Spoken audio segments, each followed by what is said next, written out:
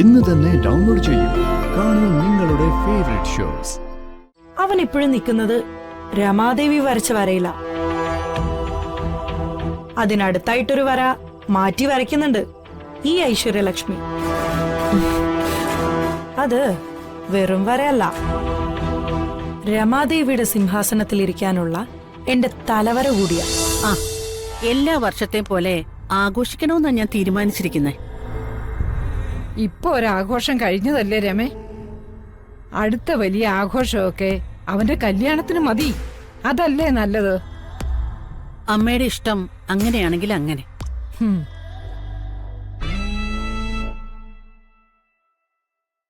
എന്റെ മൂത്ത മകനല്ലേ അർജുൻ? അവന്റെ ഒരു കാര്യങ്ങളും ചെറുതാവുന്നത് എനിക്കിഷ്ടമല്ല. ദേ കിടക്കുന്നു വേറൊരുത്തൻ, ഒരു ഗുണവും ഇല്ലാത്തവൻ.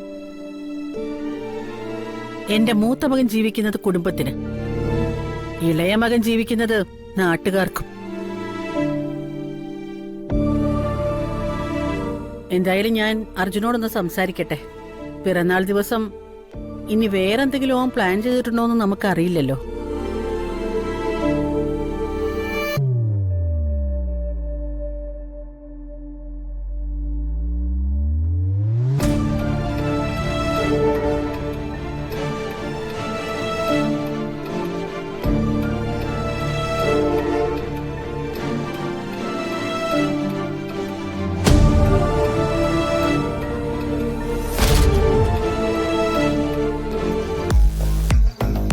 അതൊന്നും പറഞ്ഞാ പറ്റില്ല.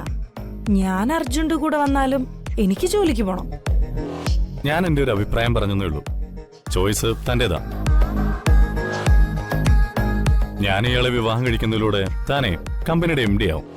പിന്നെ ജോലിക്ക് വരേണ്ട കാര്യമില്ല. അത്രയും ഞാൻ ഉദ്ദേശിച്ചുള്ളൂ. എന്നെ കുറിച്ച് കൂടുതൽ സാറിന് അറിയാത്തോണ്ടാ. എനിക്കിപ്പോഴും ജോലി ചെയ്യേണ്ട ആവശ്യമില്ല. 3 തലമുറയ്ക്ക് ഇരുന്നുണ്ണാനുള്ളത് എന്റെ കുടുംബത്തിലുണ്ട്. ഈ തലമുറ കൂടിയാലും സ്വത്ത് കുറയില്ല. ഞാൻ ജോലിക്ക് വരുന്നത് എന്തിനാണെന്ന് സാറിന് അറിയാവോ? എന്റെ ചെലവിനുള്ളത് ഞാൻ തന്നെ സമ്പാദിക്കണമെന്ന് എനിക്ക് നിർബന്ധമുള്ളോണ്ടാ. ഒരു കാര്യത്തിനും ആരെയും ഡിപ്പെൻഡ് ചെയ്യുന്നത് എനിക്കിഷ്ടല്ല. എടോ, താൻ ഇങ്ങനൊന്നും പറയില്ലേ. ഞാൻ വേറൊന്നും ഉദ്ദേശിച്ചിട്ടില്ല. ഞാനും വേറൊന്നും ഉദ്ദേശിച്ചില്ല. പറഞ്ഞപ്പോ അങ്ങ് പറഞ്ഞെന്നേ ഉള്ളൂ. ഇനിയേ നമുക്ക് ഇങ്ങനൊന്നും സംസാരിക്കണ്ട, വെറുതെ മൂഡ് കളയാനായിട്ട്. അപ്പോ സാറിന്റെ മൂഡ് അനുസരിച്ച് എന്തേലും പറയ്. എന്റെ മൂഡേ മൊത്തം പോയി. അതിനെ തിരിച്ചു കിട്ടാൻ ഒരു വഴിയേ ഉള്ളൂ. എന്തു വഴി? താനേ എനിക്കൊരു ഉമ്മ തന്നാ ചിലപ്പോ മൂഡ് ശരിയാവും. അയ്യടാ, അങ്ങനെ ഇപ്പൊ മൂഡ് ശരിയാവണ്ട. അതൊന്നും പറ്റില്ല. എനിക്ക് ഇപ്പൊ വേണം. ഞാൻ പറഞ്ഞു കഴിഞ്ഞു, പറ്റില്ല. അർജുൻ, അർജുൻ, അർജുൻ, അത്ര അത്യാവശ്യമാണോ? ഭയങ്കര അത്യാവശ്യമാ. അതല്ലേ ചോദിച്ചത്. എങ്കി കുറച്ചേരം വെയിറ്റ് ചെയ്യേണ്ടി വരും. വെയിറ്റ് ചെയ്യാം. ഇതിപ്പോ എന്റെ ആവശ്യമായി പോയില്ലേ? അർജുൻ, അർജുൻ. ആരാ? ഞാനാ, നിന്റെ അമ്മ. എടോ, ഞാനേ ഇപ്പൊ വിളിക്കാം. പറ്റില്ല. എന്നോട് സംസാരിക്കേ. ഇപ്പൊ വെച്ചിട്ട് പോയാ പിന്നെ ഞാൻ വിളിക്കില്ല. Good night. അയ്യോ, പോവല്ലേ. സംസാരിക്കാം. അർജുൻ,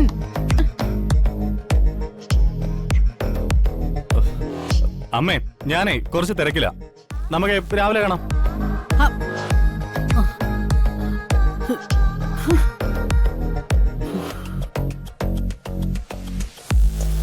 താൻ പറയടോ. ഓക്കെ.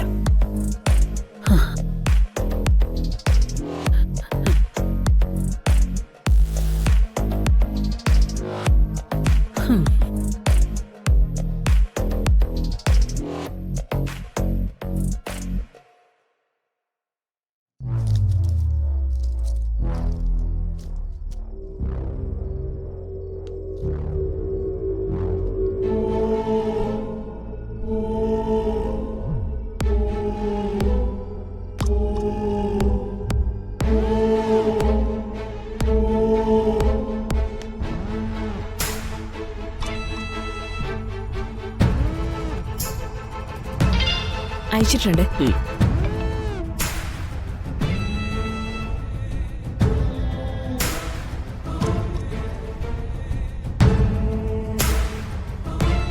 പ്രേമത്തിന്റെ എക്സ്ട്രീം ലെവൽ എത്തിയ സ്ഥിതിക്ക് അടുത്തെന്താ പരിപാടി? കുറച്ചു നാളൂടെ പ്രേമിക്കട്ടെ. നോക്കാം. മോളെ, പ്രേമമാണ്. നീളും തോറും അകലാനുള്ള സാധ്യതകള് ധാരാളമാണ്. അതുകൊണ്ട് പിടിച്ച പിടിയാലെ അവന്റെ ഒരു താലി കഴുത്തിൽ കെട്ടിക്കാൻ നോക്ക്. അങ്ങനെ പെട്ടെന്ന് കെട്ടുന്ന താലി പെട്ടെന്ന് തന്നെ അഴിഞ്ഞു പോവും. ആ, സമയമെടുത്ത് കെട്ടുന്ന താലി മുറുകി അങ്ങ് കിടന്നോളൂ. ഇപ്പോഴും അവൻ എവിടേക്കോ അമ്മയുടെ മോന. അത് ശരിയാവില്ല. മുഴുവനായി എന്റേതാക്കണം എനിക്ക്. അത് വെറും ഒരു താലിച്ചരടിന്റെ ഉറപ്പിലല്ല, പരസ്പരമുള്ള സ്നേഹത്തിന്റെ ഉറപ്പിൽ.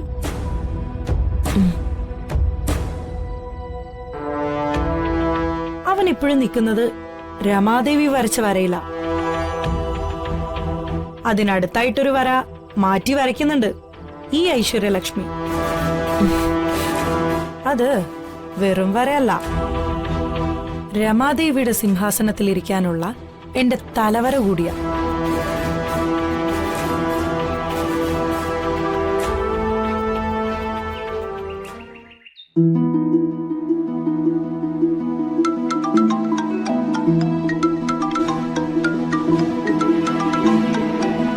ഹലോ, അതെ, സത്യാണോ? ശരി ശരി, ഞാൻ വിളിക്കാം.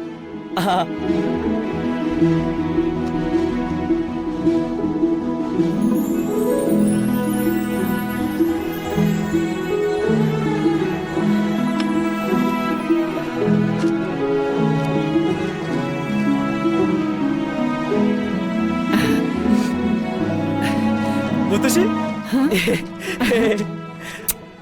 എന്താണ് ഇത്ര സന്തോഷം? പറയട്ടെ? പറയേ ചന്ദ്രാവേ, മുത്തശ്ശി, പറയടാ, ഞങ്ങൾ കൂടെ ഒന്ന് സന്തോഷിക്കട്ടെ. ഈ വർഷത്തെ യുവ കർഷകനുള്ള അവാർഡ് എനിക്കാ.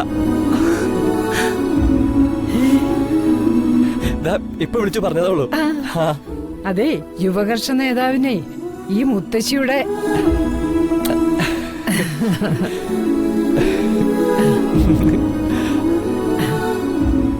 മക്കളെ എന്നേ നിന്റെ അമ്മയോടും അച്ഛനോടും ഈ സന്തോഷം ചെന്ന് പറ. ശരി. അമ്മേ, ഈ വർഷത്തെ യുവ കർഷകനുള്ള അവാർഡ് എനിക്കാ. അതിന്